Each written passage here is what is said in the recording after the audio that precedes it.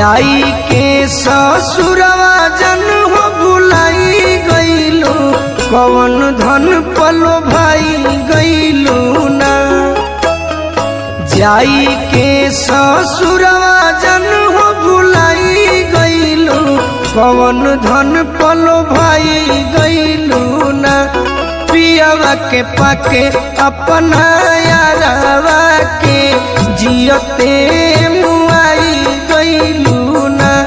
पियवा के पाके अपना यारवा के जियते मुआई गईलू ना। आंसू न होते तो आंखें इतनी खूबसूरत न होती, आंसू न होते तो आंखें इतनी खूबसूरत न होती।